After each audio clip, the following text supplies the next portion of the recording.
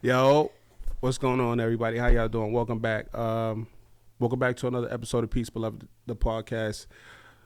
I'm Union Jackson. So, y'all know one of the things that I wanted to do when I set out was have some of the most interesting conversations on the internet with some of the most interesting people in the world. And what I also want to do is provide a platform where people don't feel like they need to hold back. They want to feel comfortable with letting loose and allowing their true selves to hang out. You know what I'm saying? So what my intentions are here today is I'm gonna be totally 100% transparent, and I'm gonna allow you guys the opportunity to step into the world of me. You know what I'm saying? I'm gonna sit here and discuss with a very, very dear friend of mine about my life and how things have shaped me, and you know what I'm saying? Just 100% transparency and just talk about my life. You know what I'm saying? Like I said, I'm not one of the most interesting people in the world, but this probably should be, and hopefully it will be one of the most interesting conversations on the internet, because I do have one of the most interesting people in my world. What's up, Eb? How you doing? Don't say that. Why? No, I think your life is very interesting. What? You think so? And I am not more interesting than you, so. Go ahead, bro. What's that up? Was Cat. How you feeling today? I feel good. I'm happy to be here. What? I'm happy that you're taking this opportunity to share with people some of the things that I know about you, and I'm interested in learning a lot about you today. So. Right, I appreciate it. Yeah. So, what we plan on talking about today is my life. A lot of the things that I had to experience and live through. You know what I'm saying? I don't know, Ed. Where you want to start at? Let's start. We ain't gonna start when we met. We not starting there. No. We're not gonna start there. Let's start back. Let's start into my youth. You know Right. what I'm saying? Like a lot of the things that mean early on. Let's just start early on. Let's go back as far as I can naturally remember before my life really took a turn. Mm-hmm. You know what I'm saying? And my life really started to turn around the time my parents went to jail. All right, so we're gonna start with your happy place then. Yeah, that's fine. All right, let's go there then. So, what would you say was your happy space as a child? Oh man, it had to be Union Street early on. 15 Union Street. Shout out to the guys around there. Spank, David. You know what I'm saying? I had a lot of friends around that time. You know what I'm saying? That had to be it for me. You know what I'm saying? Because it was just like, it was so carefree, and that was the only time that I could ever remember like feeling loved and being loved. You know what I'm saying? Like it was like they fucked with me because of who I What was. age Type was shit. that? I was young. I was real young. It was probably about. I was probably about 6, 7. I was real young. And you felt loved that young? Yeah. Like I was through your peers. Yeah, from my friends, and just like because my home life wasn't like, it was turbulent, but like not like a mess. You know what I'm saying? So that's the only difference and shit. You know what I mean? Like it was turbulent, but it was kind of cool though. You know what I'm saying? That's when your mom was around at that time? Yeah, my mom's was around. Yeah, absolutely. This was before, like I said, this was around the time right before my mom's and my pops went to jail, and that turn really sent my life into turmoil. But I'm talking about like, that's when I was experiencing life on a level of like, it was carefree. It was, you know what I'm saying? It was like, it was good vibes at that time. You know what I'm saying? I like I said, like I pay a lot of who I am and my the way I'm able to interact with people to, like, a lot of that comes from that time in my life. Even though I was so young, like that part of my life formulated my friendships. So shit. It's like, okay, by you saying that, like, give me a specific example of something like that you encounter with your friends that you feel like you're taking with you now at such a young age. So like at 6. So before Claremont, because Claremont was the only other time that I ever was made to feel like that by friends. You know what I'm saying? But like around that time, they made me feel welcome. You know what I'm saying? Like I could go to Spank House, I could go to Wendell House. Well, I couldn't go in Wendell House because I think his parents was like Jehovah's Witness and shit like that. But like we could pull up on them, like them the bros, like come outside. I could go to Mike House and play Nintendo. I could go to Spank House and we could do flips and shit in the living room and shit like that. You know what I'm saying? And it was just like, it was a time. You know what I'm saying? We could go to Dave's house. Dave, come outside. We gonna play tag. You know what I'm saying? Hide and go seek, freeze tag, and all that other shit. You know what I mean? So yeah, they made me feel welcome. So like I don't know. I guess. And what age did you not feel welcome then? Damn, from the age of fucking once my like I said, once my moms and my pops left, up until I was probably like I mean, a lot of times now type shit because of the shit that I went through after that. You know what I'm saying? So my thing is, was it that maybe other people didn't make you feel welcome, or did you close off and not feel welcome because your mom might have left, or she went to jail, or I don't know what the situation No, was see, with that. so what had happened was, right now we could leave the Union Street area part of that my life right then, that part of Union Street, and we could move into like when my moms and my pops went to jail, and that was when I had moved in with my aunt and my uncle on Ocean. That was kind of a horrible time for me. You know what I'm saying? Because of the way they talked to me, the way they made me feel, type shit. You know what I'm saying? Like I'm talking about, like in the middle of the night when I would used to have to go to the bathroom, like I would have to walk past their room. They had like the house set up was like I would have to walk through the kids' room, past her doorway, which was like a big ass open doorway. Like a railroad. Yeah, it was like a big ass open doorway, but it was like curtains and shit. But they would always be open for the most part, and I would walk past there, and her boyfriend and shit, they would like throw shit at me. They would make me do shit. You know what I'm saying? Like it was like crazy shit. You know what I'm saying? How like old were you? not no freaky shit. You know what I'm saying? How old were you? I was probably about 7 going on 8 type shit. Wow. You know, so like 7 going on 8. I was young. I was real young. You know what I mean? My dates might be a little off, whatever, but like I remember those times like vividly, clear as fuck. You know what I'm saying? Like I would go to, like they would call me and like beat me and shit. Like getting up in the middle of the night, I would have to walk through the house and go to the bathroom and shit like that. They would throw shit at me, I wonder beat why me, and they make did me. that. Is it? I don't know. Like some people just evil, and that's one of the things like we'll never be able to explain in the world. Like why are people evil? I don't know. We'll never know. That them niggas is just evil type shit. You know what I'm saying? They didn't have to take you in. No, they That's didn't. The crazy thing. They really didn't. Like they could have put me in the system, and I feel like I would have been a lot better off if I was in the system. You know what I'm saying? Did you ever speak to your aunt about that? No, she like if you know my aunt or anybody else that knows my aunt knows she's not an approachable person. Mm-hmm. She's not sympathetic in any type of like she like one of those people that won't take accountability for their actions. You know what I'm saying? And I always felt like those was the worst kind of people. But at the end of the day, I feel like if you know her, then you know. Like, but you know, some kids like they get a certain age and then they lash out, like say, "Bitch, remember you did this to me?" No, that was never a thing. My only requirement as far as that, like I just never wanted her to meet my children. I never wanted her to come into contact with my children. So your kids don't know her? No, my kids don't know her. My oldest son knows her, but my other children don't know her. Oh, wow. You know what I'm saying? So like, so again, what's your interaction with her now? We don't have any type of relationship, any at all. I couldn't tell you the first thing about her, anything at all. Have you seen her around? No, never.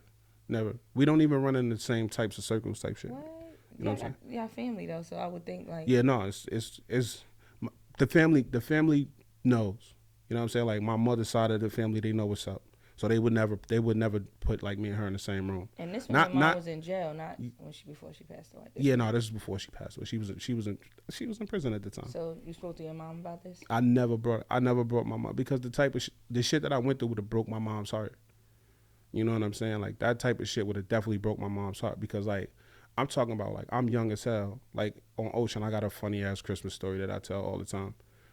I got a funny ass Christmas story. I don't even think it's gonna be funny. That's no, crazy. It's funny to me because it's like this is shit that you would see on like TV type shit. You know what I'm saying? Like it would be one of them things you'd be like, hell no, get your ass out of here type shit. You know what I mean? Or like a Tyler Perry type shit. You'd be like, man, fuck them kids up type shit. You know what I'm saying? But yeah, I never lashed out. I told her to stay away from my kids because it was a situation. We'll get to that too. But the Christmas story is the funniest because I want to stay on like the areas in which like the stories that happen in the places where I lived at type shit. You know what I'm saying? So I lived on Ocean, right? And like I said, like anytime I would get up in the middle of the night to go to the bathroom, she would like they would call me in, like they would throw shit at me and hit on me type shit, like you know what I mean, be abusive type shit, regular evil people shit. So Not regular evil. yeah. Fuck it. So it got to the point where it's like I used to sleep in a sleeping bag under the living room table. Like, cause I never had a bed at that time. Like, they took me in, but they didn't really have no plan for me. So I used to sleep in a sleeping bag under the table in the living room. Cause if and that was like my little space, because if I slept anywhere else, like if I slept on the couch, I would get knocked off the couch. If I slept on the floor, like on the other side of the couch, like away from everything against the wall, like by the way the TV would be, I would get kicked. You know what I'm saying? So it was like somebody walking past, my uncle walked past, he would kick me type shit, like move type shit. You That know? is horrible. Yeah, it was bad. It was bad, but it's all good though, because at the end of the day, you know what I'm saying? Whatever. No. So I used to sleep in a sleeping bag under the couch, and I would just use the bathroom in the sleeping bag. Wow. Because you didn't want to get up. Because I didn't want to get up, because I didn't want to suffer that shit, walking to the bathroom and, you know, being called in to get beat on and get shit thrown at me type shit. And then I didn't want to suffer you know what I'm saying, sleeping somewhere else or whatever, and getting kicked type shit. What did they say about you doing that? I used to get in trouble for it, but not as much trouble as I would. I wouldn't suffer as much pain for getting up and going to the bathroom and, you know, just being in the way type shit. You know what I'm saying? That make me sad. Being somewhere. No, don't be sad. It's all good. Because you know me. I know who you are now, but with me having a daughter that's 5, and imagining her go through such torment like that from grown ass fucking people, that's horrible. Right. So that's another reason why I'm saying, like, I would never tell my moms about that. You know what I'm saying? My moms came to know that I don't fuck with them. Like, she like, well, won't you go? No, I'm not doing that. You know what I'm saying? Just like my sister, my older sister now, she don't get it. She like, oh, well, you never know when people gonna go type shit. You know what I'm saying? And I'm on some shit like, exactly. I'm like, bitch, I don't give a fuck. You know what I'm saying? So, yeah, I used to just piss in my sleeping bag. You know what I'm saying? So, and it sucked because I wasn't really taken care of around this time of my life. You know what I'm saying? For the whole time my mom's was gone, up until my Uncle Joe stepped in, I was not taken care of, like, at all.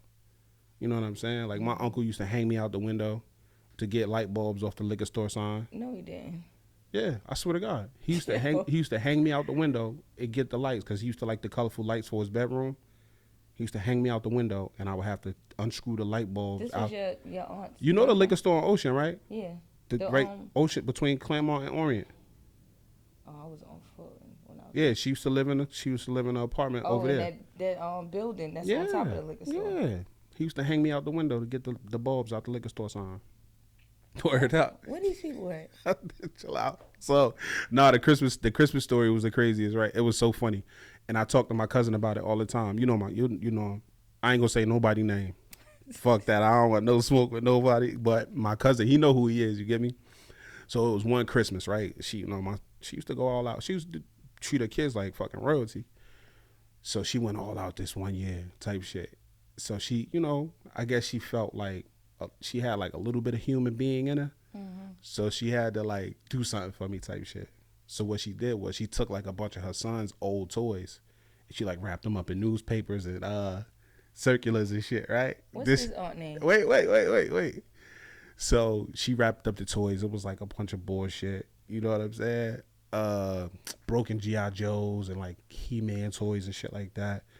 So she fucking they wrapped it up. They gave it to me in like the paper and shit. So toy trucks and shit like that, wheels missing. So one by one, as I was unwrapping the toys, my boy cousins would come in. Oh, that's mine. Take it and leave. Wow. Every toy I unwrapped, it got to the point like I'm like 4 toys in. I'm like, man, they about to come take it. Lo and behold, they come in. This mine too. Take it and leave type shit. Like, I mean, I'm pretty sure she was in there like, I mean, got your toys. Go get them shits. Where she was at when you was unwrapping them? I mean, they wasn't like the house was like a rail, like, you know what I mean? So she was probably like on the other side of the wall type shit. You know what I mean? Like, go get your toys from type shit. But at that time, how did you feel about that? I was like, you know what I mean? Like, I'm a kid and I don't really understand, but I'm still like sad, like, damn, now I got no toys. But, a little nigga, like, I'm a little on the creative side. So I take the toys, I take the little paper things and I start Start making little men out of them. You know what I'm saying? Like little arms and legs and shit, twisting the ends and shit like that. So she, I got in trouble for that. For Came making through, a mint. yeah, came through. Wow. You making a mess? Clean that shit up. Get that shit out of my living room. And it's on. You know, people tend to Hey, block out certain things. She probably tell herself that these things never happened. probably, Cause you know but people say that they convince themselves that this shit never happened. and I find that shit to be so funny because it's like I find it funny, but I wouldn't want it to. I would never want nobody to go through that. But I find it funny for me because like, damn, like that was fucked up type shit. You Yeah, know what that I'm saying? was. That was so crazy to me, and that's why like I always say I got a funny Christmas story. It's not really funny, but it's fucked up. Yeah, It's like it's one of not. them fucked up funny type shits. If you got a fucked up sense of humor, then you like, yo, like damn, that's crazy. Do you think that you suppress these things? Cause I feel like they suppress. Yeah. So early on, it was like it was one of them things where I was like I just pushed it to the back of my mind, like it didn't Right. matter. Because even then after that, like as I got older, and I came into a space where I was I was coming into things like money and gifts and things like that. Like I would buy things for myself, and like she would see me because we still had a relationship after that for a little while. She would see me and things like, I like that shirt. Let me have it. Like I got you.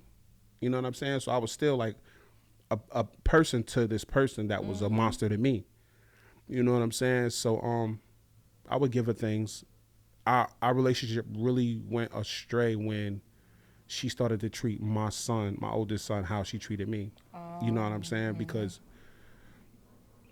yeah, so she had an interaction with my son to whereas like when I like we'll speak about Claremont in a minute.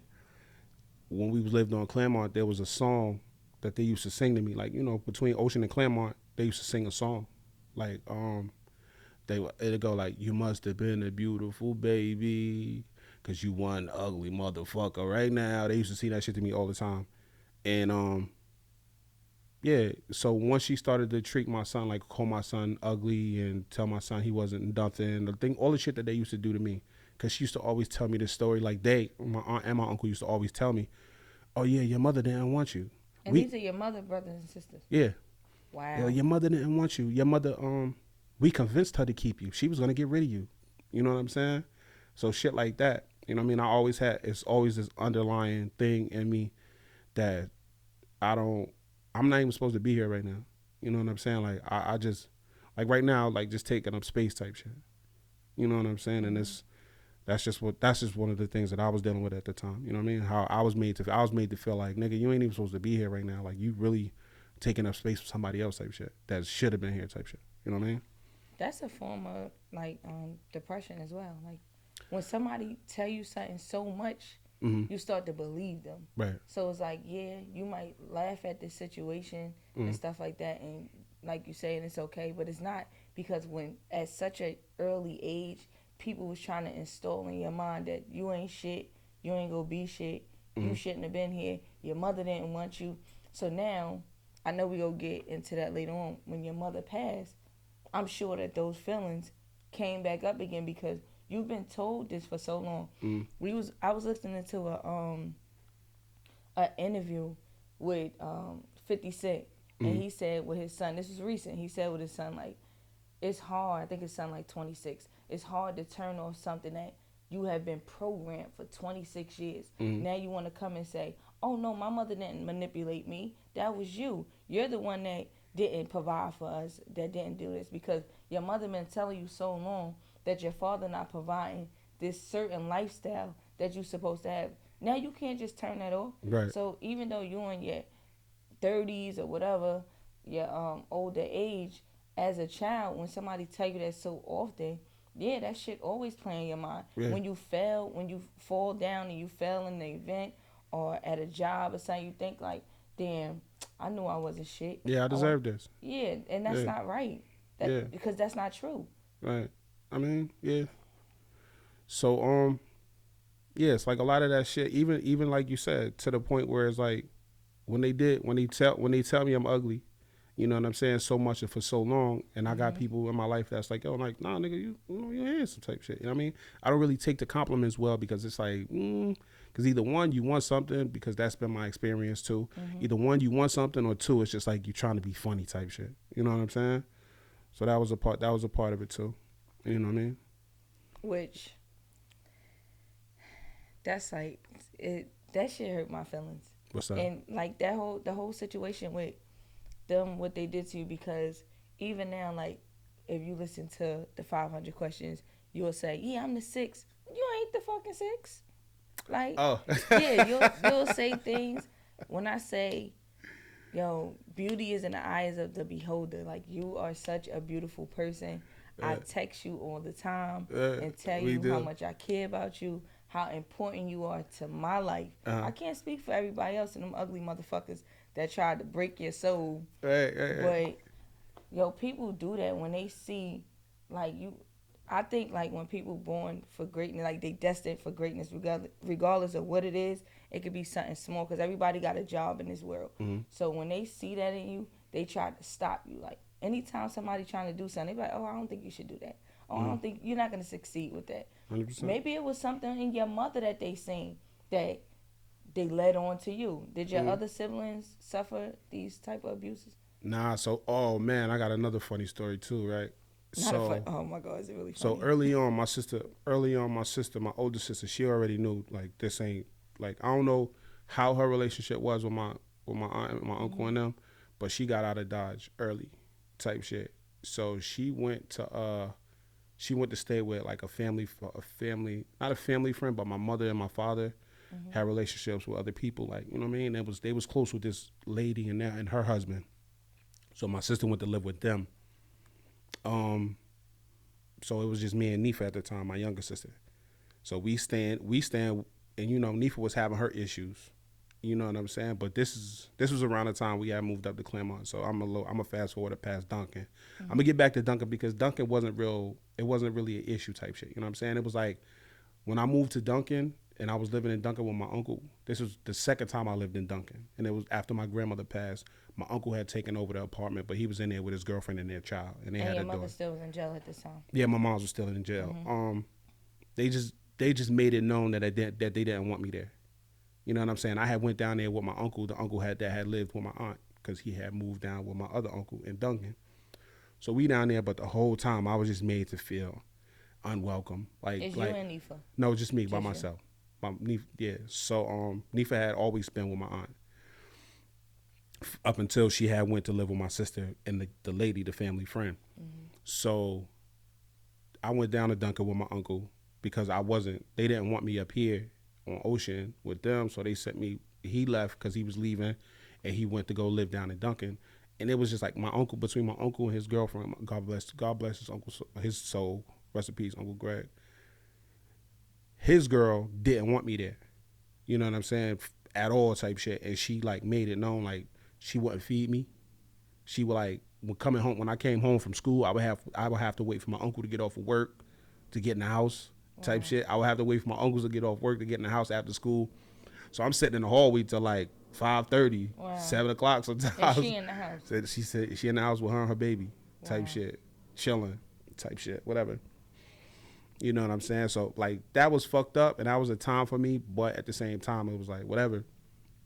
You know what I'm saying? But, to me, it was like whatever, because you got used to one situation over here. Yeah, it was just so much bad shit. Yeah. You know what I'm saying? It was just like, whatever. You know what I'm saying? What was the question you asked me? I'm sorry. Because you said you was going to go to Claremont. Oh, yeah. Nah, so when Nifa, it was always me and Nifa. So Nifa had, my sister had bounced. She had went to go live with the lady, and then they came back and got my sister. You know what I'm saying? So around this time, I had moved back up to Claremont, and this was like, Claremont was the worst of it. You know what I'm saying? You know how they say it's like, you know how, like, once it starts to storm, it builds up to a point where it's just like fucking total chaos. Claremont was my chaos.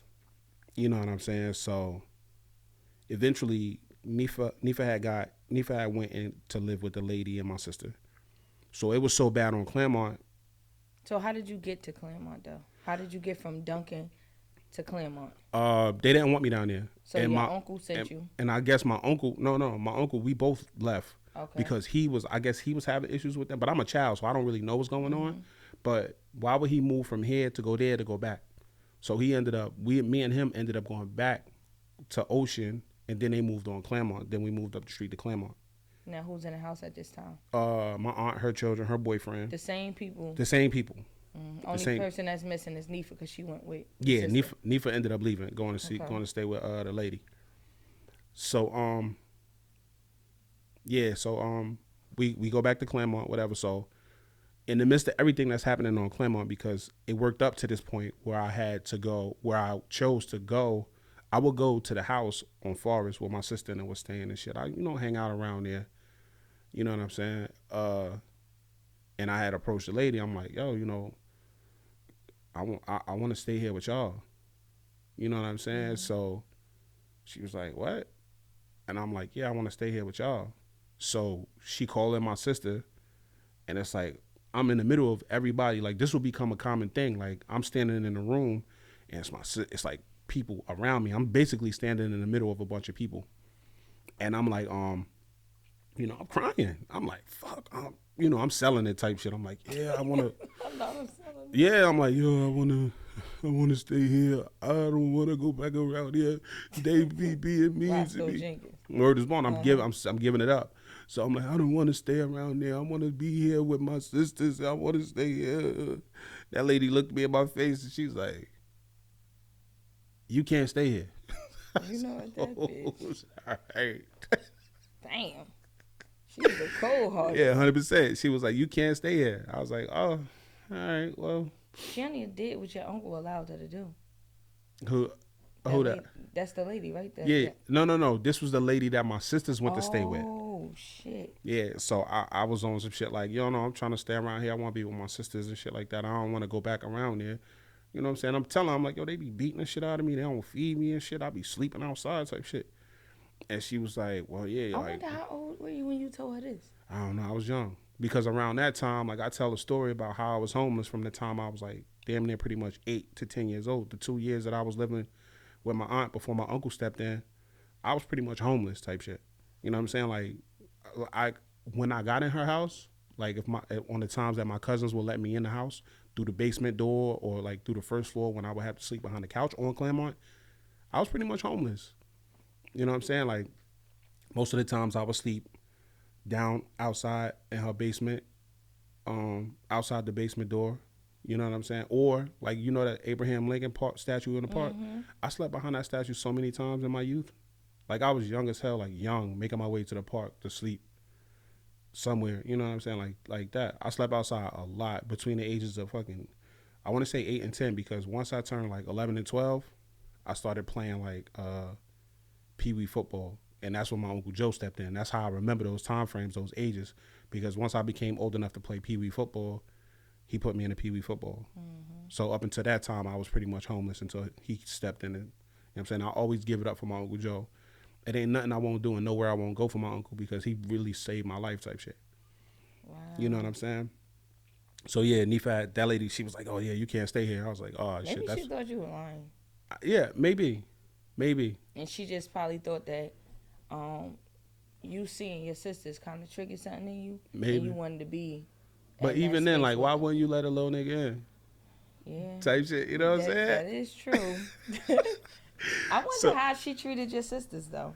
I mean, you know what? My sisters have relationships with the family that they built over there. Mm-hmm. Like, my sisters, they have a Nifa. Everybody always say, "Oh, that's Nifa. That's you and Nifa cousin." That's not my cousin. That's Nifa's cousin. Me and Nifa got the same mother and the same father, but Nifa got way more family than me. And it's funny because I could see you saying that. You're saying it to my face, like, I don't know that person. Yeah, no. 100%. Like, me and Nifa got the same mother and the same father, and Nifa got way more family than me. I say that all the time. You know what I'm saying? But yeah, like, back to Claremont now, because Claremont was the worst of it for me. You know what I'm saying? Like, anybody that was around me at that time could tell you, like, yo, this nigga I was fucked up. Fucked up. You had a dog on Claremont? Oh, you want to hear the dog story? Mm-hmm. This is like a story that'll turn your stomach.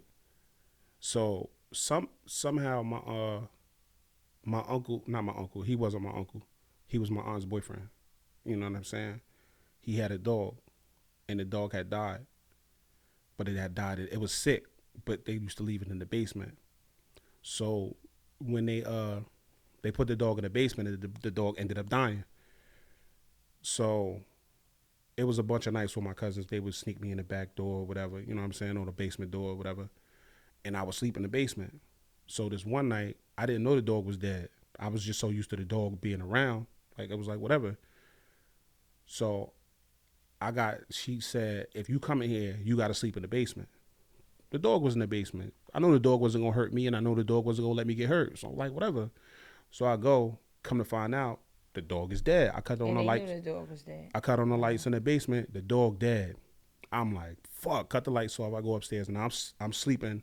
I'm knocking on the door. I'm like, the dog dead. The dog dead. She said, you keep knocking on the door. I'm gonna put you outside. All right, the dog dead. It's not gonna do nothing, right? So I'm sitting at the top of the steps by the door, like this. You know what I'm saying? Like trying to sleep with my hands folded, type shit, like my head against the door. And I didn't notice until that night, like it was a rat problem. There was a rat problem. The rats would come up through the sewer and be in the basement. And you could hear the rats feeding on the carcass of the dog. You know what I'm saying? You can hear them making the little chirping noise that they make. Rats make the little noise and shit. And then you could hear them biting and the dog body moving, like sliding across the floor because they pulling at it type shit. You know what I'm saying? So so that was like one of the most fucked up experiences of my life. And then the next day, she was like, here. She gave me a shopping cart and like a garbage bag and like a plastic cover. She was like, I want you to put the dog in the cart and take it. This is before Extra and all of that shit was over there. It wasn't nothing. That was just all a lot. It was like a couple buildings up over there. You know what I'm saying? She was like, take it over there and leave it in that lot. I couldn't do it at all. Like my body just wouldn't let me do the shit. I couldn't do it. So like I'm trying my best to get the dog in the thing. So I ended up having to break the dog legs type shit, like step on the dog legs, because what's that shit called? When the body start to stiff, when the body like you can't move the dead body and shit, rigor mortis or some shit like that, whatever the fuck it was. So I ended up having to break the dog legs. I ended up getting the dog in the shopping cart, but I started throwing up, like my stomach started getting fucked up. Like I could not do this shit because it was like by this time, maggots. Crazy. This lady need her ass. Right? No, it's all good though. No. It's not all good, but like, you know, karma's a motherfucker. You get me? It is. So like, I broke the dog up, whatever. Got the dog in the cart, but at the same time, like, my homies live on this block. I'm over there with my homies outside. These niggas, like, the guys that they gonna play. We play fiends. You know what I'm saying? What you got? I got a dead dog in the cart. You know what I'm saying? So it's like I was like, my body just so much. And my cousin ended up, she's like, I got it. Now, if you know my cousin, if you was to ever meet my cousin, she like one of those people, like, she not crazy, but she don't play about her people type shit. She gonna go crazy over, you know what I mean? So she like, no, fuck that. I'm gonna do it. So she took the cart, and don't nobody play with her. You know what I'm saying? So she just took the cart, brought it up the stairs, and drug it to the lot, and she came running back up the street. You know what I mean? She's like, I did it. It's done. Whatever. Word up. So yeah, that was the story. That was the dog story. That was crazy too. I had to break up that dog. Let me ask you something.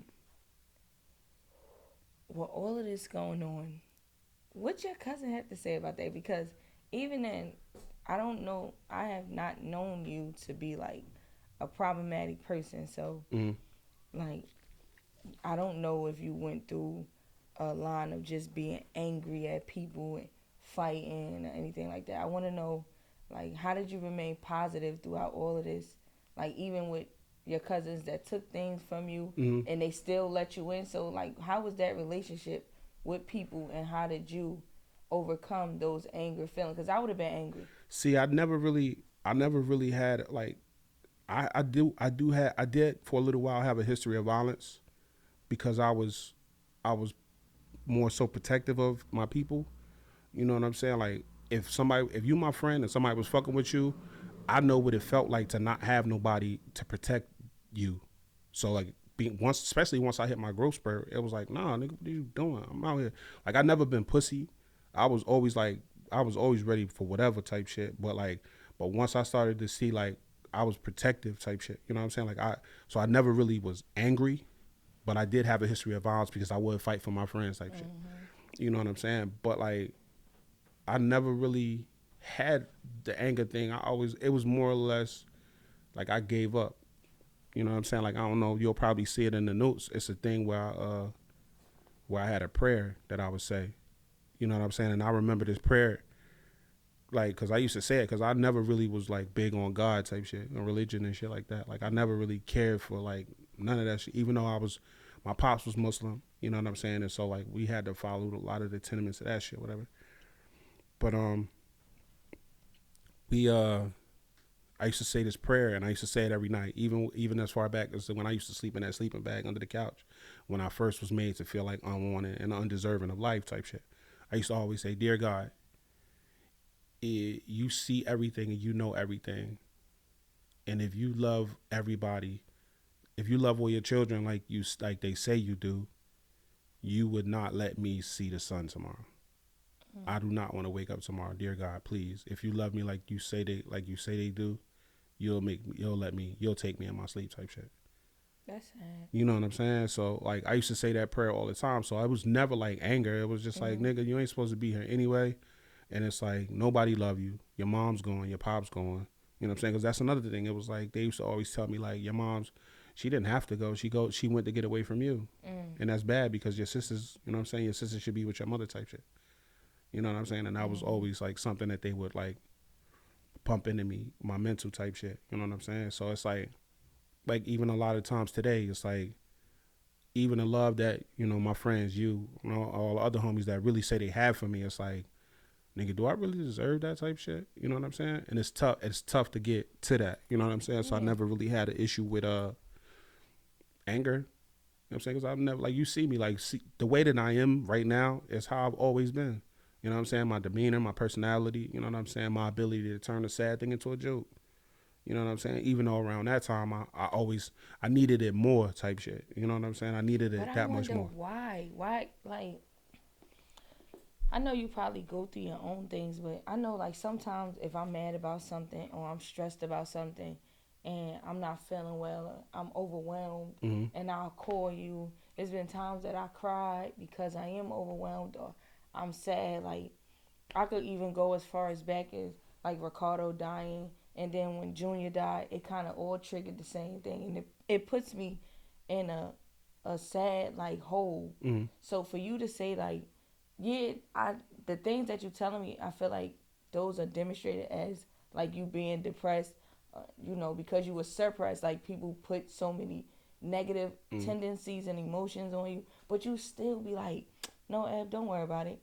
It is what it is. Like, we good. But you don't face anything. You just kind of like push it to the back burner is how I feel.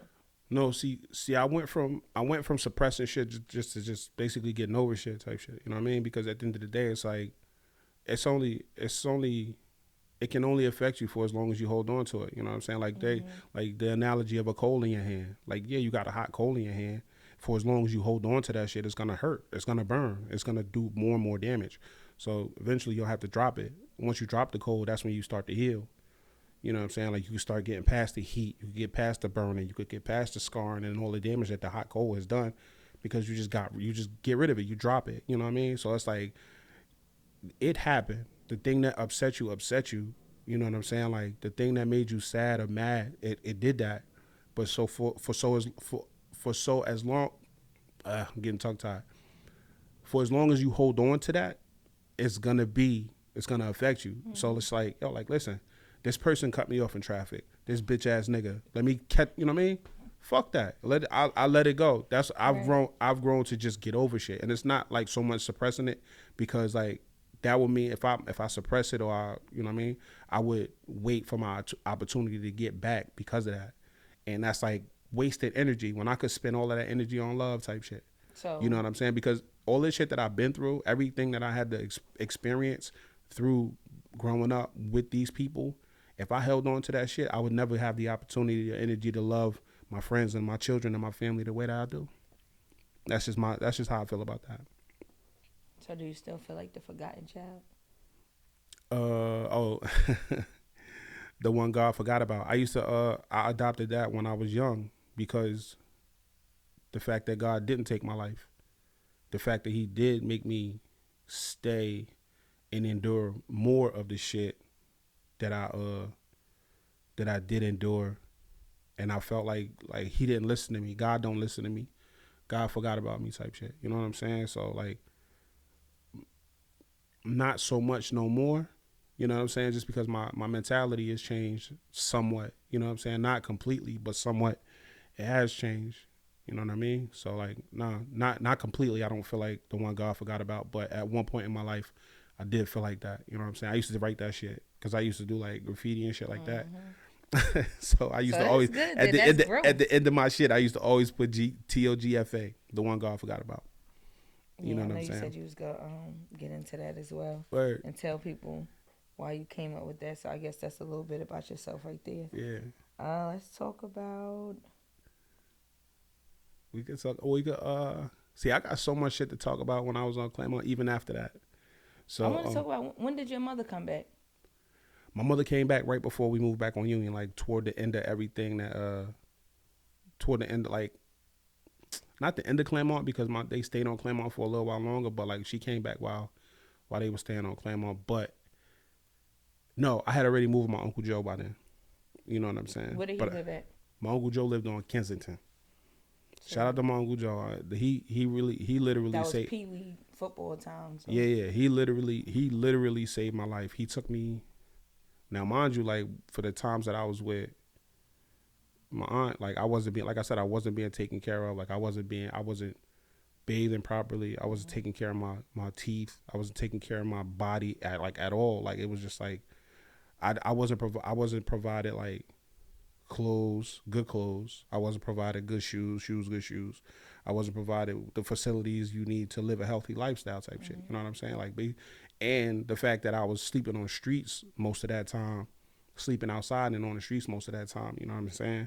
Shout out to shout out to Brian, because Brian, like when I used to have to sleep outside, he was young. He like 3-4 years younger than me.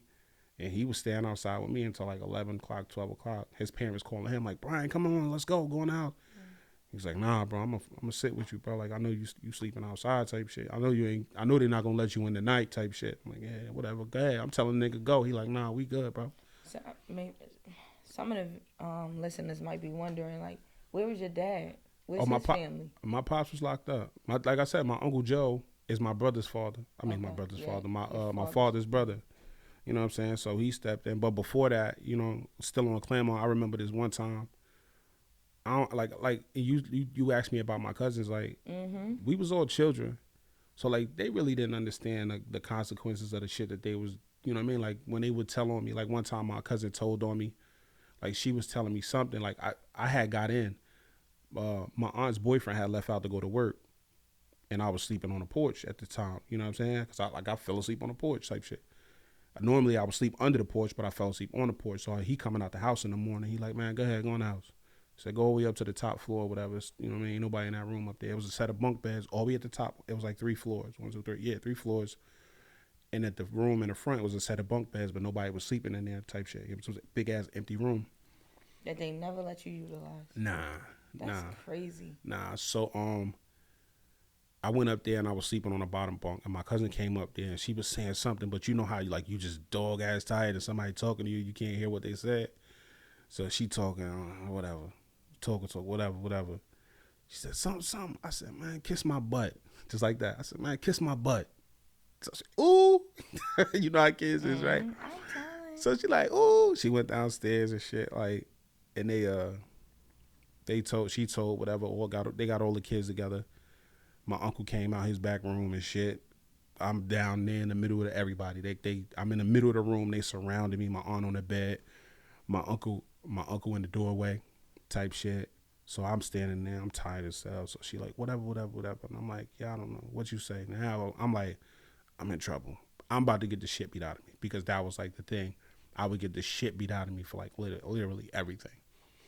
So my uncle, so you told somebody to kiss your butt. He takes my arm and puts it on the edge of the door, like on the doorway. You know the door jam type shit, whatever.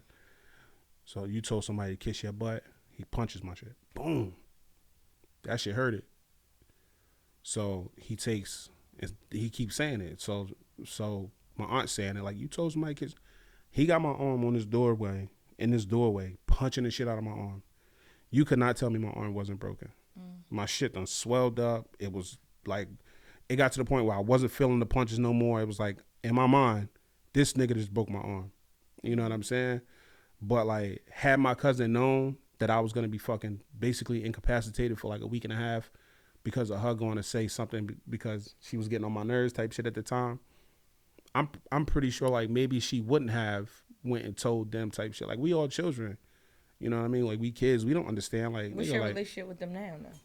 I mean, it's good. You know what I'm saying? Like, you know, in a relationship, like, you, not like immediate family, but like any relationship you would have with like extended family that you didn't grow up with. It's more so like that. You know what I'm saying? In like, passing, me and my cousin, he from Jersey. He live in Jersey City right now. Well, our relationship is good. You know what I'm saying? We've always been close. You know what I'm saying? We from the time he was very, very young, we've always been close. You know what I'm saying? My cousin that's my age, we real close. We actually was just texting yesterday. But like everybody else, it's just like, you know, friends and people in passing type shit. You know what I'm saying? Like, you know, you got friends that you don't really, you know what I mean? It's not like a great relationship. It's not. It should be like a cousin relationship, and it's not like that. You know what I'm saying? I wish it could be better, because I don't fault them for the things that we did. You know what I'm saying? Whatever. I don't fault them for the things that I had to go through because of maybe they might have told on me. Did they ever talk to you about that?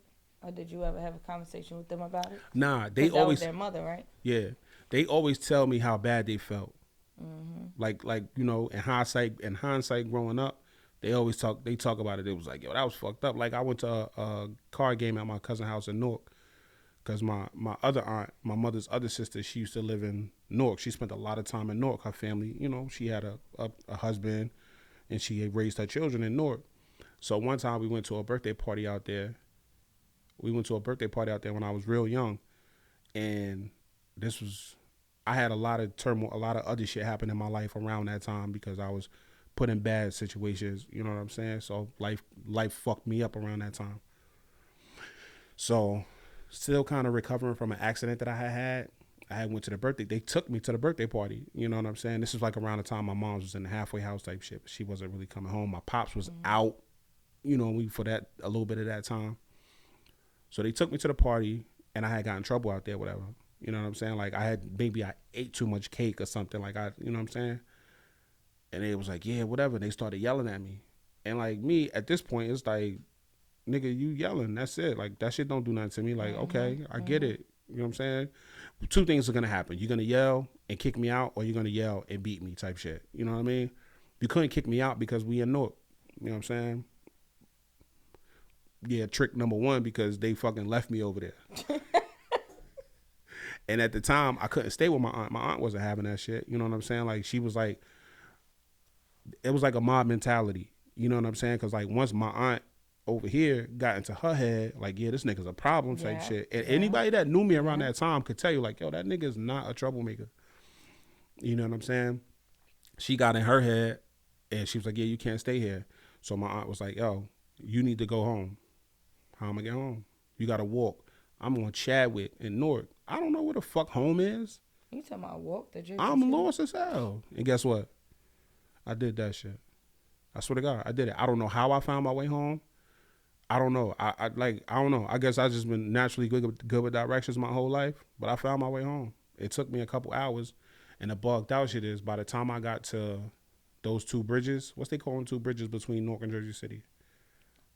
They renamed that bridge, didn't they? Yeah, something after the cops. Mm-hmm. So I'm walking across that bridge. You know what I'm saying? Now, mind you, at this time, I've always been terrified of bridges. Always, throughout my whole life, always been terrified of bridges. So I get to the bridge, to the part that go over the water, and I'm like, so I start running across that motherfucker. I'm running across that bitch, and as I'm running across the bridge, they drive past me in the car. Everybody like, ah. No, they didn't. I swear to God. Shout out to Mr. Hamilton. I know you wanted to stop that car, OG. God rest your soul too, bro. You know what I'm saying? But They rolled past me. They rolled past me in the car. They were like, ah. I was like, all right, you know what I mean? But it took me a couple hours to get home, get back to Claremont. So I'm walking across Claremont Bergen. I get to Claremont. I turn the corner. Who coming up the block? Walking up the street towards me? My father. Wow. I get in so much motherfucking trouble. He start yelling at me. Well, why would you do that? Why would you walk? That's dangerous. You could have did this. You could have did this. Like, I'm like, bro, like I'm a What fucking. age we at now? I was probably about 12, 13. Probably like 13. Wow. 13. And it was like, he was mad. He was tight. He was like, yeah, you could have did this and this and that. I'm like, bro, like, how am I gonna do any of that? Like, I don't know. Like, they told me I couldn't stay with baby doll. I had to get back here because this is home, pretty much, quote unquote home type shit.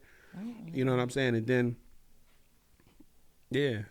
And your mom was in a halfway house. Yeah, my mom was Your on her way dad had halfway just back. got released. Yeah, before he went back, because he had this thing, like, he was like one of those revolving door, like, jail niggas. Like, he would go in and out type shit, you know.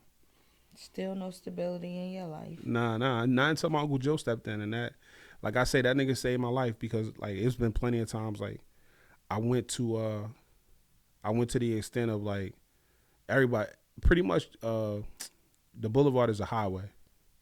You know what I'm saying? Kennedy Boulevard is a fucking highway. So I remember one night, this is when I first started to flirt with the idea of suicide. I went and I'm on the boulevard because I'm thinking like, this is a highway right here type shit. 'Cause I don't know no better, whatever, for real. So I'm walking down the highway, like I'm walking down the boulevard, the middle of the street with my eyes closed, just walking. Eventually it's like, somebody gonna come and hit me type shit. You know what I mean? It's gonna be over type shit. And that never happened. You know what I'm right? I never got hit. Still here. Yeah, I ain't get hit that night type shit. I did get hit by a car like later on, but I mean, I ain't get hit that night, and it was just like, all right, whatever. I guess it's just more shit that I got to deal with type shit. You know what I'm saying?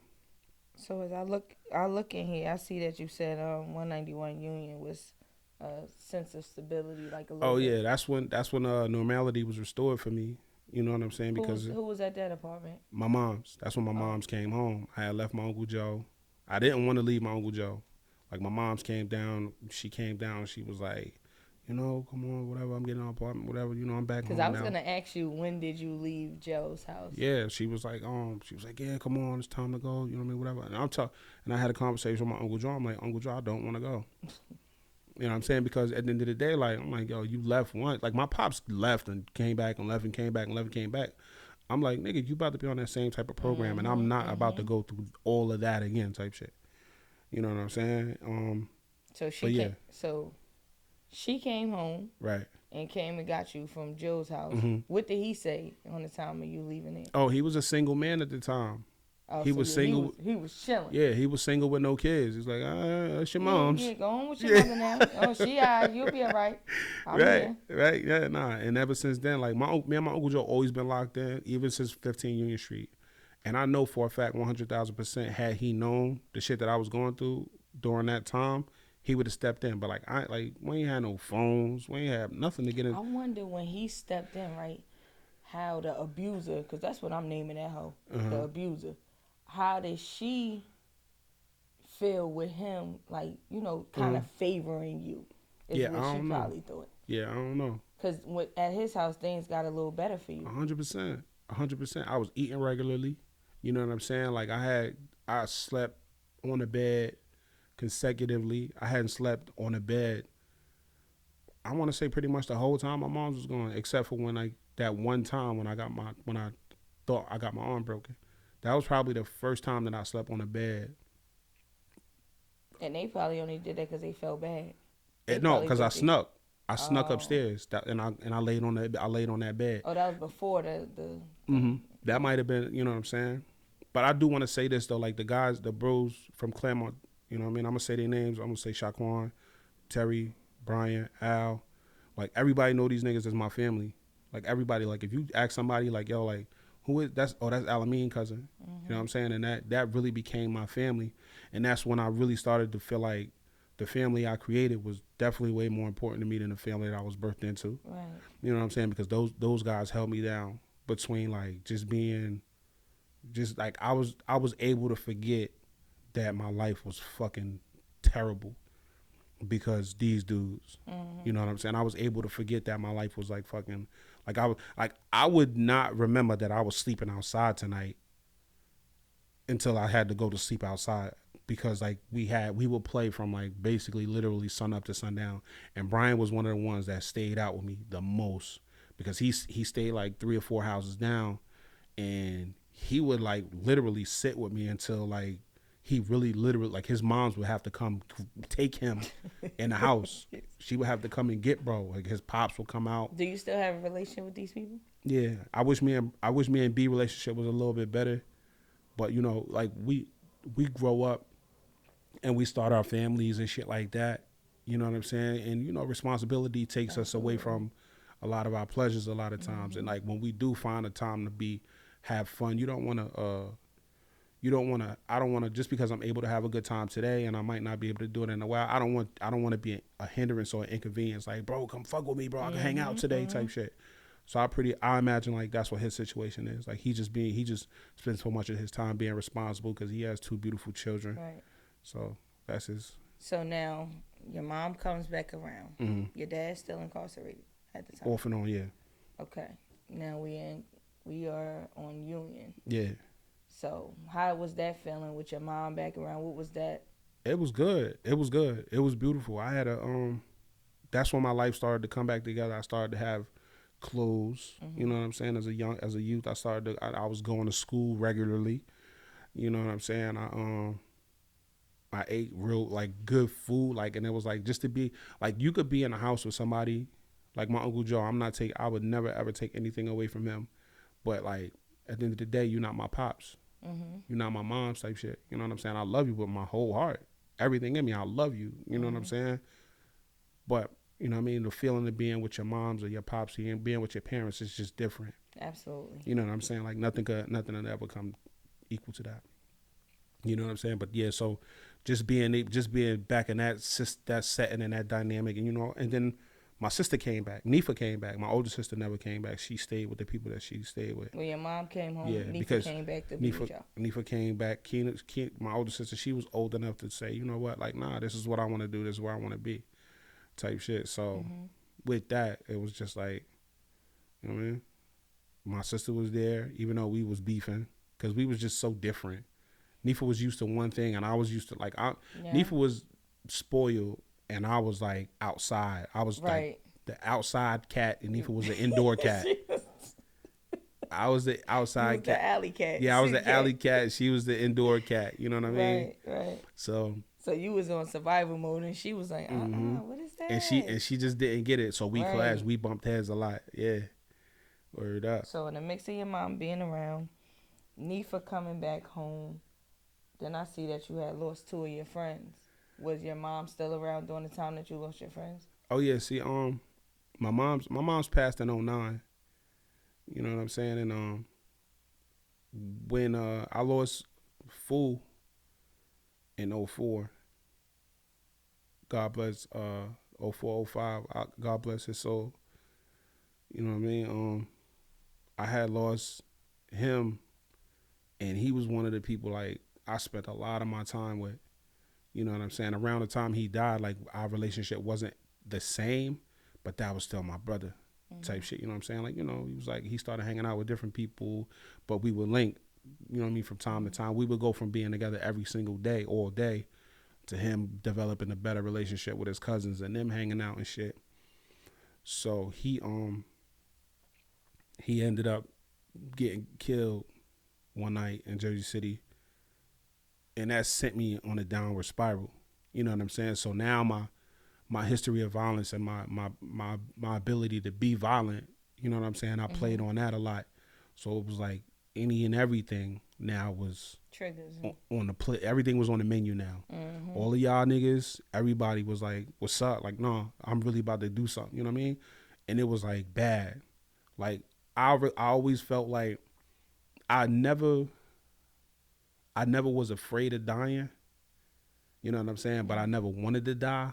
but it's okay if I die, whatever. So, being that you said the loss of food took you down that anybody on the platter, last meal, final supper, they can get it. Why didn't the obstacles that you've been through, that never made you feel like that? Yeah, so I don't know. what was the difference between the two? Because this was like probably the first time that I actually lost somebody that loved me. You know what I'm saying? Like this was my brother. Like I go to his house. I know his mother. I speak to his mother. You know what I'm saying? His sisters was my sister. His nephew was my nephew. His family was my family, and they welcomed me in with open arms. Okay, so that was the first sense of, besides the kids that you grew up with that slept outside with you, that was the first sense of stability in a that was like loving. another friendship that I formed that really meant Right. a lot to me. You know what I'm saying? And then losing him, that did something to me. You know what I'm saying? And then but once I realized, once reality started to set in, like, yo, like, they killed that nigga. I'm next. So that's what in my mind, I was just like, yo, like, I'm gonna die in Jersey City. I'm gonna fucking die in Jersey City. And at that time, were you okay with it? This was before you had any children or anything. Were you okay No, with it? I had just my oldest son was born in 2002. So I was so like, you had a 2-year-old at the I time. had to change my life. You know what I'm saying? I had to change my life. So I was like, yeah, let me get the fuck out of here. And that's when I went to the military. When did Jarvis die? While I was in the boot camp. So now, okay, Fu died. You felt like, okay, you became, I want to say, correct me if I'm wrong, like angry. Yeah. And you just say, you know what, before I'm next, let me just go ahead, better myself, because I do have a 2-year-old child. So you went to the service. Your mom still was alive at the time that you went to the service. Okay, now let's talk about that time in the service. You went in there. How did you feel going into that? What obstacles did you I kind face? of didn't want to do it, but I knew it was necessary. You know what I'm saying? Like, I knew it was necessary for me to go, because if I didn't go, I was gonna die here. You know what I'm saying? In the city, that is. You know what I'm saying? So it's just like, I begrudgingly, you know what I'm saying, just jokingly signed up. Like, let me see what the fuck this shit about. But not knowing I'm signing up, I'm thinking I'm signing up to, like, get emails and shit like that. So I signed up, and a nigga came to my house type shit like the next day. I was like, yeah, I'm petty officer, whatever. Where was your mother? My mom was probably at work, because she didn't know, like her and everybody else in my life that was close to me. I didn't tell them I was leaving. I didn't tell nobody. You know what I'm saying? Because at first it was just, sounds like something you would do. Yeah, 100%. It was just a conversation at the time, like, yeah, like, whatever. So the nigga started taking me to these places and like, yeah, sign this real quick. Okay, what's up? What we doing? Whatever, talking. It's just a conversation. But then it turned out to be like, yeah, I'm really signing up for the military type shit. You know what I mean? Now, before that, prior to that, like, me and my homeboy, we were supposed to go. We were supposed to go to the military. We were supposed to go together. Like, we was like, yo, we gonna get the fuck out of here. We gonna get out the city, whatever, da, da, da. And then 9/11 happened. I wasn't going nowhere. Word. Bro backed out. He's like, yeah, nah, nigga. I'm like, yeah, you Yeah, right. I'm good. Don't worry about it. I ain't want to say it, but yeah, that shit is out, bro. But yeah, we Cause I felt like they're like, nah, I'm not doing that. Yeah, 100%. Niggas was like, nah, that shit we ain't doing that. And yeah. Okay, so now you in there. The guy Jarvis passed away. He passed away. God bless his soul, Vito. When I was in boot camp, actually, you know what I'm saying. My sister had wrote me a letter. She was talking, but she was talking in circles, and I'm not skipping through the letter, because anybody that ever been to boot camp, about them being able to sit down and read your letters on Sundays, and it's just like you sitting there, you reading the letter, it's like, yeah. Then the shit started to get a little dark. I was like, yeah, I don't want you to be upset. I don't want you to be concerned. Boom, the news. And that shit sent shockwaves through my body, because, again, that was another person. Like, if you would have went to his brother or his, somebody in his family and be like, yo, who is that? They'd be like, oh, that's my little brother. Talk about me. Ask them who I was. They'd be like, that's my little brother, or that's my brother. You know what I'm saying? Even to this day, like, when I speak to his brother, it's like, it's a sense of like, kind of like, damn, I wish I was there. Two is like, you know what I'm saying? Like, survivor's guilt type shit. You know And what what I'm saying? happened with him? He also got killed. He didn't get killed. He got killed in New York though. He fell victim to gun violence. So you had that same feeling that you had with Fu. Yeah. You had that same exact feeling Yeah. you had in boot camp. 100%. But it's So, just that now it's like, see, when Fu passed away, I was amongst my people. You know what I mean? But when Vito died, I was around these strange ass niggas from all over the place. These niggas don't know me. These niggas don't know the shit that I come from type shit. You know what I'm saying? So it's like it's a little bit tougher now because like I can't. This nigga, like my brother, like if I was here, my brother, my mother could have held me like, yo, like come on, bro, like right. whatever. But whereas like I'm around these niggas don't know what to do with me. Y'all So where niggas did you pussy and find weird. comfort in there? When, like, how did you surpass that feeling? I just knew that I had to get comfortable with the idea that like, or coach myself to think like, if he was here, he would have want me to just, you know what I'm saying? Don't stop now, bro. Mm-hmm. And I'm starting to get chills just thinking about it. And it's like, he would have wanted me to keep going. You know what I'm saying? He wouldn't have wanted me to stop. He wouldn't have wanted me to just not, you know what I mean? Just not be better or do better for my family and my moms and shit like that, and just be an example to the people that we love, and you know what I mean. Mm-hmm. So now you come home. Okay, you left. You lost a friend leaving. Now you come home. You missing two friends, two significant pieces in your life. Mm-hmm. Come home. Your mom's there. You have a child now. That's Mm-hmm. how old? Maybe going on 3, 4. You have a child now. Where are you mentally? Mentally, after I lost my homies, Mm-hmm. it just made it more, my relationships with my friends and the people that I cared about. It made it more, like it made me cling to that more. Mm-hmm. You know what I'm saying? So like once I started to cling, I started to be like a little bit overprotective of my homies type shit. You know what I'm saying? Like so like my friends' friends kind of became the homies too, because Mm-hmm. it's like, yo, like as long as you agree to protect, bro, you know what I'm saying? We good. Like I ain't got no problem with you. I don't want no smoke with you, bro. Like you my man, you his man, so you my man. All right, we gang type shit. Mm-hmm. You know what I'm saying? So I still see that in your personality, though. yeah, no, that's just something that's ingrained in me, just because over time of just being disappointed by people, and you know what I'm saying, and just being left like the people that probably should have loved me the most and taken the most care of me Mm-hmm. shitted on me.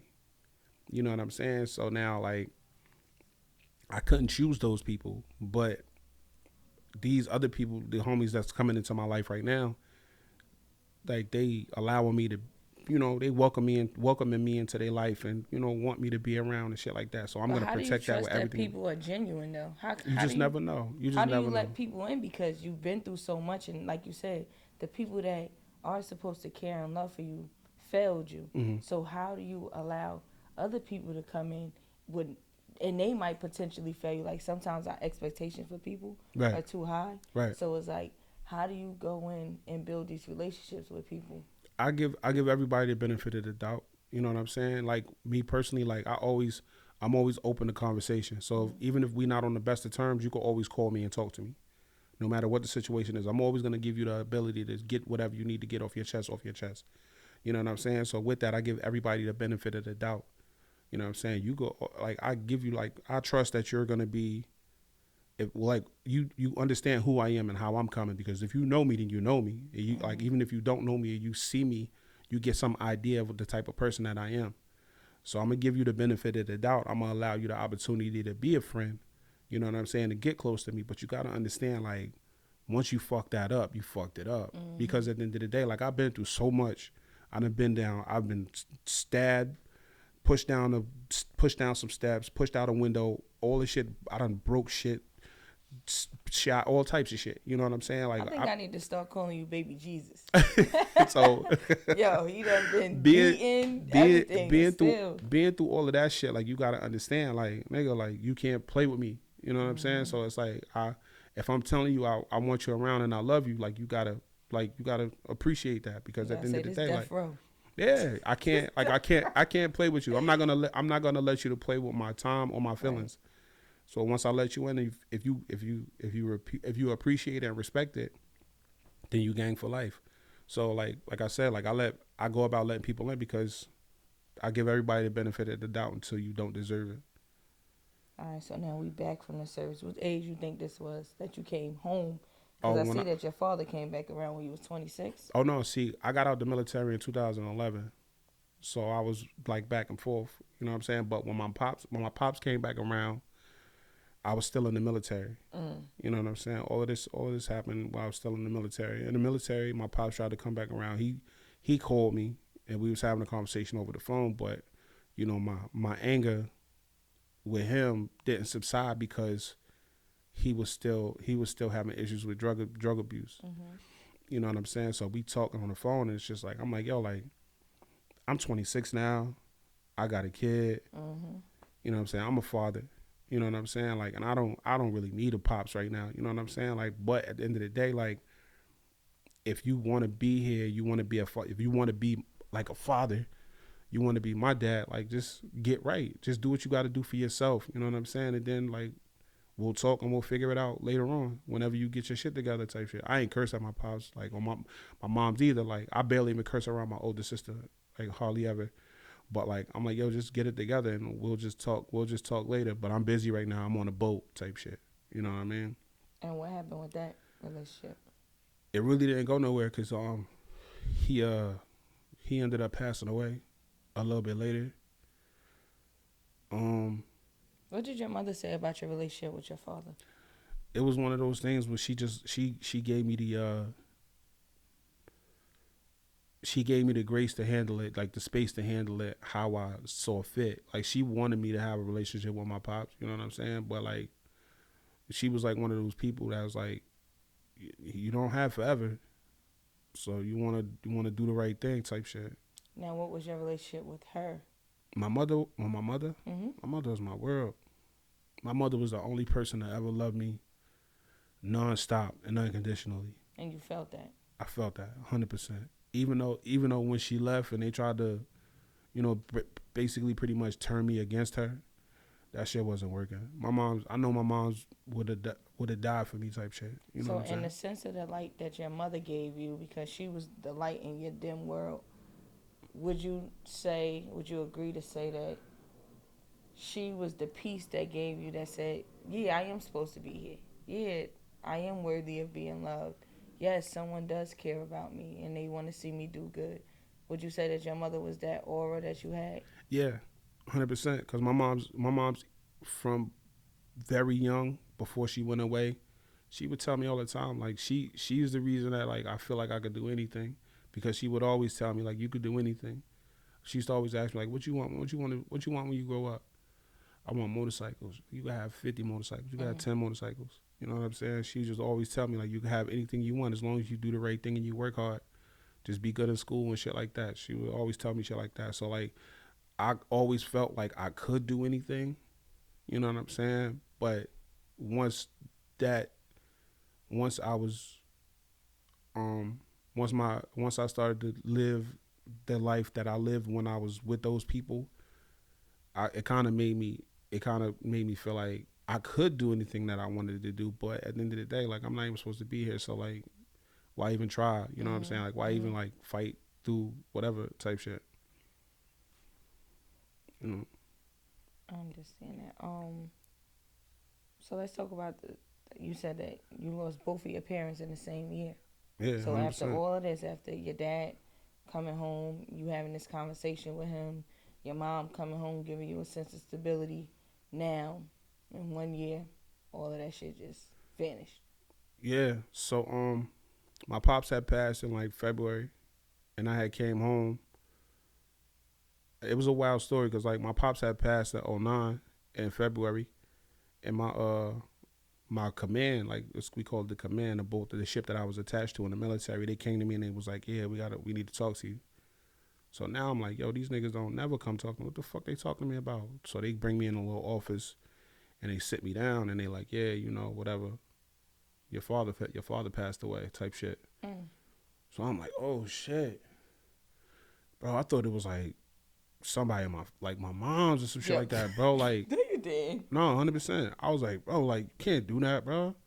So they was like, oh, you don't want to go home? I'm like, yeah, I want to go home. Like, at the end of the day, my pops had a relationship with my sisters. You know what I'm saying? My sisters love even though me and my older sister got different fathers, like my pops meant a lot to Nifa type shit. You know what I'm saying? And it was just like, he meant something to me too, but probably not as much as he meant to Nifa type shit. Right. You know what I'm saying? And I feel a way about that now, like years and years and years later. You know what I'm saying? I miss my pops. I wish he was still here. I would want him to see like the shit that I've accomplished and shit like that. You know what I mean? But they was like, yeah, your pops died, so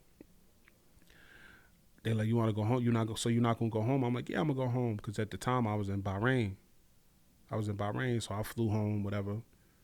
You know, we had the little repast and his family and shit was there and everybody was there, whatever. I'm talking to my moms. We having conversations and shit. It was a good little vibe type shit.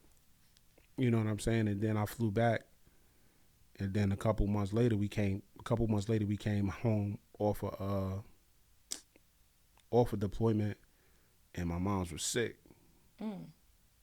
You know what I'm saying? So I I come home and my mom's in the hospital. They're like stage 3, stage 4 cancer type shit. And she was sick. She was doing bad, and like we never really saw it. You know what I'm saying? We never noticed it type shit. You know what I'm saying? Like you never know. Cancer's fucked up. Mm-hmm. So she was sick. My pops had just recently passed in February. You know. And then now I'm losing my mom type shit. You know what I'm saying? Like everybody was like, yeah, she bad. So I came home and I came to see her. We talked. You know, I'm doing as best as I can to talk about funny shit. You know what I mean? Just to lighten the mood, to keep the energy somewhat positive up. You know what I'm saying? Surrounded by people that I really barely even know. Like, cause my mom's had relationships with people, but they didn't really have relationships with her kids type shit. Mm-hmm. You know what I'm saying? So yeah, she ended up passing away on June 2nd, 2009. So I lost my pops in February, and I lost my mom's in June. And I always talk about the last conversation that I had with my moms, and I told her, I was like, I don't want you to be in pain no more. You know what I'm saying? I want you to be okay. If you want to fight, but you don't have to, because I'm gonna always take care of us. I got us type shit. You know what I'm saying? And I told her, I was like, you don't have to fight to be in pain. You know what I'm saying? You know, but I got us. I got me. I got Keena. I got Nifa. We good type shit. You know what I'm saying? So, and then I had to go back because they only gave me a certain amount of days to be up here. And then I went back and they was calling me. It was like, yeah, she doing better. She gained 4 pounds and this, that, and the third, whatever. So I started to be like, okay, word. My mom, she gonna get through it. So then like 2 days later they called me. They was like, yo, yeah, my sister called me. I was driving into work, as a matter of fact. She was like, yo, where you at? So I was like, I'm on my way to work. What's up? You all right? She was like, what you doing? I'm like, I'm driving. She like, pull over. You already knew what time it was when she said that. Yeah. She was like, pull over. I was like, damn. You know what I'm saying? That's a lot, yo. Even now, that's a lot. My eyes water. You can see my eyes watering? I feel like my eyes watering. You're all right. This is, like we said earlier, you're here to be vulnerable. This is like something that you never spoke about. So Word. Yeah, I can understand like the emotions. Yeah, she was like, pull over, and I was like, oh fuck. Then I went to work, and I went to work, but I ain't go to work type shit. Like I was just in that bitch, just like niggas all working and shit. We in the shipyards, niggas going back to the ship. I'm sitting on a barge in the cafeteria type shit, just. So let's backtrack. Chilling. You pulled over. So what was that conversation? Nah, she broke down, cause at first like you couldn't really tell in her voice type shit. She was like, Nifa? No, my older sister Keena. Okay, Keena. She was like, you couldn't even tell. She was like, yo, what's up? Like a regular conversation and shit. Then she was like, yeah, pull over. And then I could kind of hear her voice breaking. And she was like, yeah, you know, she tried, she fought, she did the best she could. So, I mean, like, in my mind, I'm like, man, I don't want to hear that shit, man. My mom's passed away on me, bro. Then she was like, you know, she tried, she worked hard, but, you know, she gave me the little, like, you know, well, we got each other. You know what I'm saying? Oh, we got this, we got that, we got each other, we got to be here for each other. She gave me that whole speech and shit. And it was just, like, empty. Like, I felt my soul leave my body type shit. You know what I'm saying? Did you feel guilty for not being there? 100%. I was like, again, I was there for somebody that I cared about. and they died, and now, and I'm whatever the fuck I'm off doing. You know what I'm saying? Like I'm even sure though you I was felt abandoned. kinda, a little bit. You know what I'm saying? But like not to fault her though Yeah, type not, shit. no, You know what I'm definitely saying? not. But it was just like a sense of emptiness came over me because And the it's only like reason why I said I use that term of abandonment is because it goes back to me in my mind, like, you know, just listening. It go back to when you said you felt a sense of peace with people that you love, like Fu, Jarvis, your father, like even though he was in and out, mm, him, your Uncle Joe, your mother. Is like these people passed away. It's like the reason that you felt worthy and that you were here is no longer here. mm, So that puts you in to me in my mind, it would put someone in a space of they feel abandoned, they mm. feel worthless, they feel like why am I here and you taking these people that 100%. that love me. I had that conversation 1,000 times. Like I know for a fact, like not it should have been me type shit. You know what I'm saying? Like it ain't no way in this world like I should be here living my life like whatever, and my mom's not. You know what I'm saying? There ain't no way in the world. My mom's is a way better person than me, 100 times over, 1,000 times over, and I'm just out here just chilling, and my mom's somewhere with grass growing over her fucking body type shit. You know what I'm saying? That shit just trash type shit. You know what I'm saying? Especially since it's like my mom's has been nothing but sweet. Like nobody has ever come across my mom's and had a bad thing to say about her. You know what I'm saying? And I ain't trying to say nothing about nobody. I'm not wishing nothing on nobody, but like the people that it's like those people that was like monsters to niggas. Like how the fuck is you still here, my nigga? Mm-hmm. And my mom's like, you know what I'm saying? And I always think like, and I always speak to the greatness of my mother and be on some shit like, I know for a fact, if God real, God came on my mom's and was like, yo, like, it's either you or one of these people. My mom said, take me. Because that's just the type of person she was. If it was a choice, if she had the choice of like selling one of her people up the river type shit, like if they like, oh well, we gonna take this person, we gonna take either this person, or you. My mom said take me. I know that for a fact. Period. My thing is, even going back into the situation with you when you say the forgotten one, you prayed to not wake up, you've contemplated suicide, and just like different things. And now you see these people have passed, yet you're still standing Mm-hmm. here, built like a brick, stronger than ever, Mm-hmm. successful. Why would you feel like you're the forgotten one? Why do you think that you're not deserving if you have been blessed with so many blessings, obstacles that you have overcome? People slept outside, people break. Mm-hmm. It seemed like every brick, every dagger that was thrown at you, you stood tall. It's just that like, see, I'm not one of them people that feel like God gives his hardest battle to his strongest soldiers. Mm-hmm. You know what I'm saying? I just feel like, nigga, like, mad shit just keep happening and happening and happening. It's like eventually it's gonna break me, type shit. It's just that like I stepped into a space where it's like I'm not allowed to break right now because I got kids, I got my sisters, I got my niece, I got my nephews, type shit. You know what I'm saying?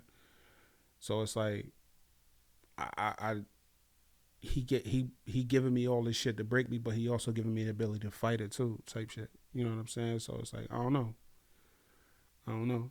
And that's one of the things. That's one of my biggest regrets in my life. It's like if you know me, like a lot of times, like I speak on it, I'm open about it. Like I've told my friend, I've had friends in which that I've told that like I don't really care to live no more. Mm-hmm. I ain't gonna lie. Like me personally, even sitting right here in front of you right now, I don't care to live. You know what I'm saying? Like I'm not on no shit where it's like I'm gonna kill myself type shit. That's one thing that I've never been about. Like I'm not gonna just sit here and shoot myself in the head or hang myself or slit my wrist or none of that shit. But like this whole living shit, I'm over it. Like I don't give a fuck type shit. You know what I'm saying? Like Mm-hmm. if I died today, like I'd be fine with that. Like if my heart stopped right now, like I wouldn't even trip. Like even if I could feel any last minute emotions and shit like that, I wouldn't even care. You know what I'm saying? Like, it is what it is. Like, you know what I'm saying? It's bound to happen regardless anyway. You know what I'm saying? And I feel like I would be doing a service to my people, because like the burden of having to love me at times when I'm not the most lovable. I know there are times where I could be difficult and hard to love and shit like that. And I don't want that for my people. You know what I'm saying? Like, and it's just like so much shit that I've been through. Like, I don't really give a fuck no more. Like, I don't care. I don't want to be alive no more. And the biggest regret that I have is putting that burden on my homies and shit. Like, for the homies that do know that, like, sitting in confidence and we having conversations. I was talking to my man the other day, and I felt like, I really do feel like I owe this man an apology, because it's like, yo, like, you shouldn't have to deal with the knowledge, knowing that you sitting across from somebody that you care about, knowing like this nigga just would rather be dead type shit. But I hate that. I hate that about you, and it make me emotional because I really hate that. Nah, yeah, and it suck.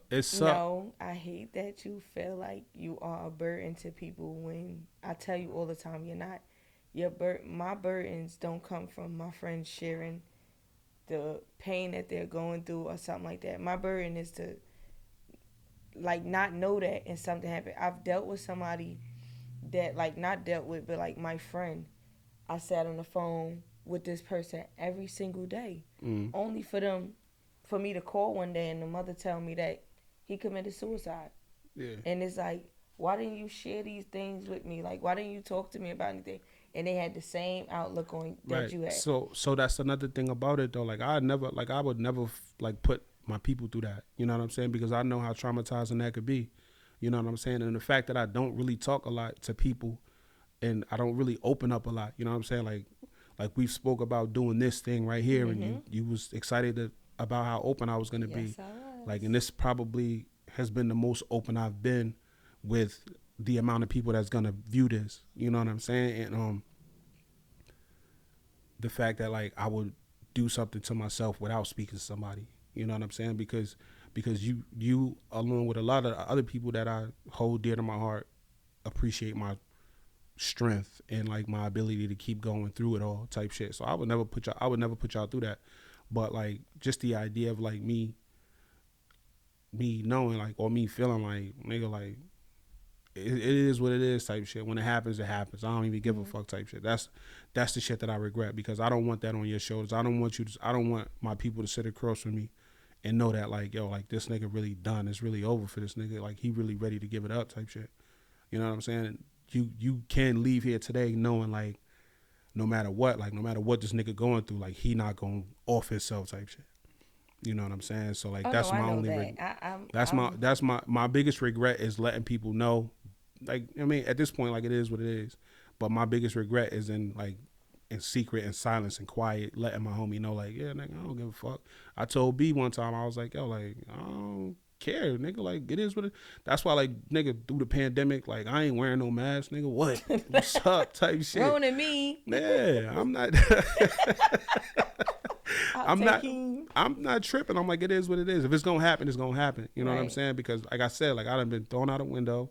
I done been pushed down some steps. I've been shot, stabbed, hit by a car, nigga. Like, what the fuck? What we gonna do?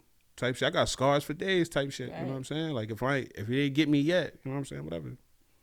That motherfucker said ruining me though. You know what I mean?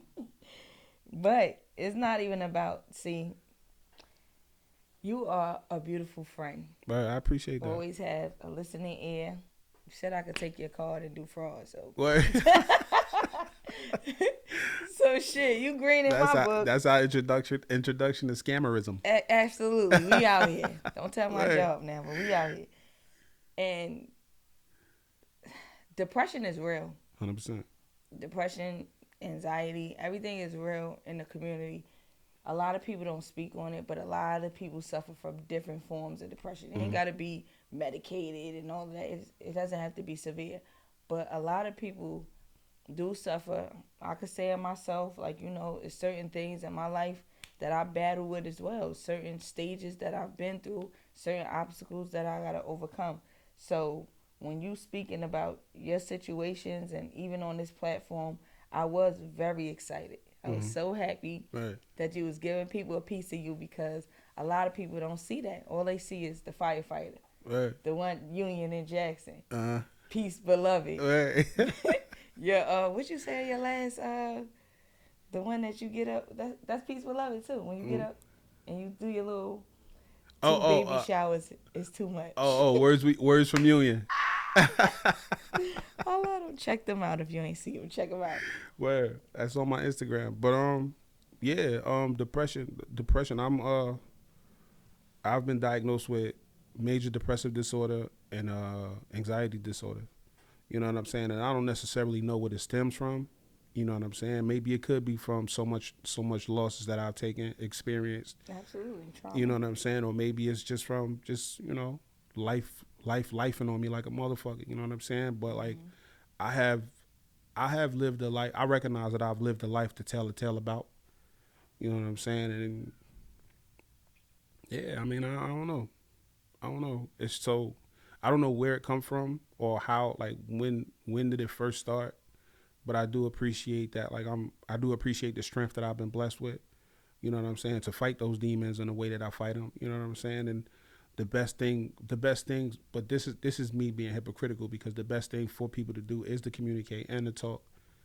But like, I mean, one day I'll get to that point. Hopefully sooner than later. This Type is a shit. start right here. Yeah, 100%. And I appreciate it. You know what I'm saying? Because it's a lot of times like people know me because of people that know me. But like a lot of people don't feel comfortable with talking to me and sitting down. Like one thing I want people to know about me is like I'm a regular person. I'm open.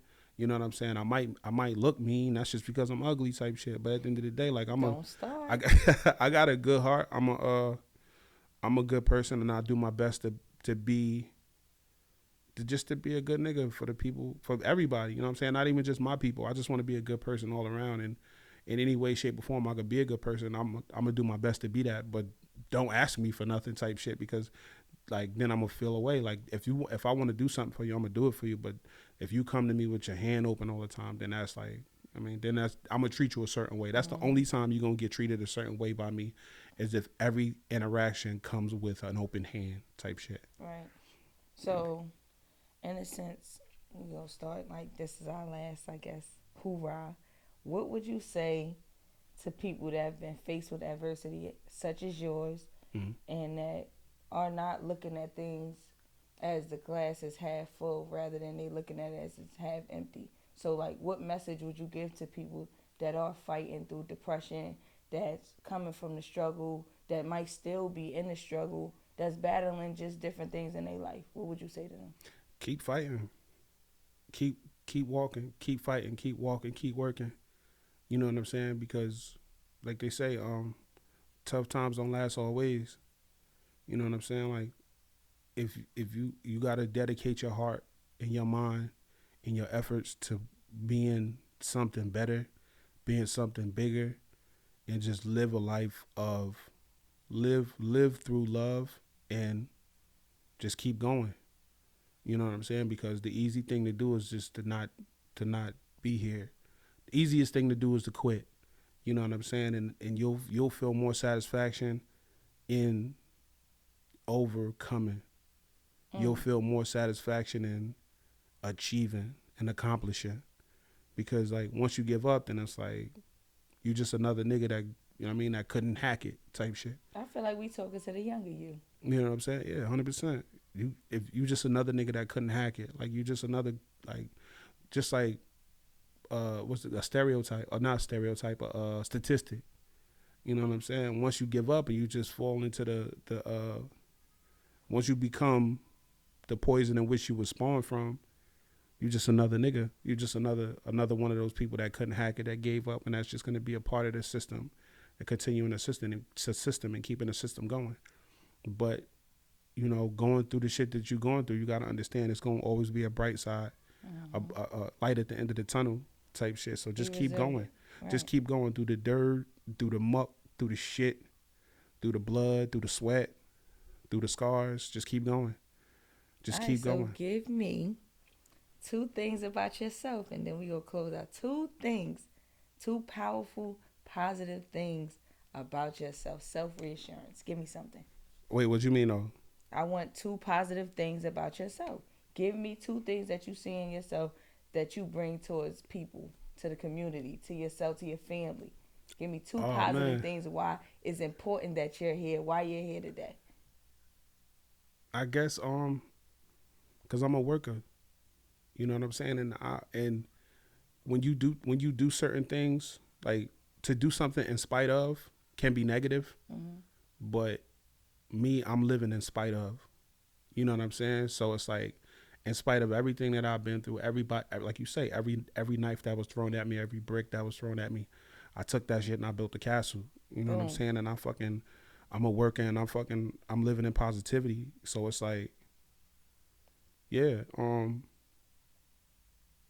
yeah, I'm not gonna stop. So it's like that that's one. There we go. That. You know what I'm saying? And then like I have lived a life without a light. So I make every effort to be a light. Mm. You know what I'm saying? So it's like I want to be, like you say, I want to be a good friend. I want to be a good father. I want to be a good brother. I want to be a good boyfriend. I want to be a good husband. I want to be a good uncle, grandfather, shit like that. Everything that I'm gonna be, I want to be a good or great. You know what I'm saying? That's what I want to be. Like I said, I lived a life without a light, so I want to be the light. I want to be the best brother you ever had, type shit. Mm-hmm. Not taking nothing away from your brothers. You know what I'm saying? Your real Mm-hmm. brothers, your blood brothers, your God given brothers. But like at the end of the day, it's like I want to be somebody that you can always look to in a moment. You're like, you know what? I could talk to Alameen about this. Mm-hmm. I want to talk. I could talk to Union about. I could talk to Union about this. Whatever. Mm-hmm. Like, you know what I'm saying? Like, I want to be a beacon of light. I want to be somebody some people can lean on, that depend on, that people can appreciate. That like in my darkest hour, like this nigga is gonna hold my hand and walk with me. You know what I'm saying? Like, not on no God shit. Like, but Mm-hmm. like this nigga got my back type shit. So I feel like the two things is that I'm a worker and I'm attempting to be a light. Well, that's good. I appreciate that positivity about Yeah. yourself because we've been hearing some negative things. About me? No. Oh. Oh, so no, real quick, I just want Yeah. to say something. I came across a quote and it really spoke to me today because I really came across it going through my emails. It says, try as much as possible to be wholly alive with all your might, and when you laugh, laugh like hell. And that was important to me. And I really dead ass came across that quote today because it makes sense. It's one of the most. It's like you know, we come across powerful shit like, you know, Mm-hmm. when niggas be like, oh, a word type shit. Yeah, that was a word just then. You know what I'm saying? Because you want to live with all your might and live the best life you possibly can. Absolutely. On purpose. Absolutely. That's why You I know what I'm travel so saying? much. And when you live, when you laugh, when you live and you laugh and you enjoy that shit to the max. So that's what that is. But that's all I have. That's it. Yeah, that was I good. killed that shit. You heard? You murdered. You heard it. You stupid, yo. Yeah, and this has been good. I appreciate you. Like I said, I wanted to do this with somebody that meant the most to me, that was super important with me, and somebody that was somewhat familiar with my story, or just not necessarily familiar with my story, but familiar with me as a person. You know what I'm saying? So it was important that I have you up here, and we got to do this, and I wanted to do this with somebody that would look at me and not judge me. You know what I'm saying? That could speak to my truths. I cried a little bit. Did you?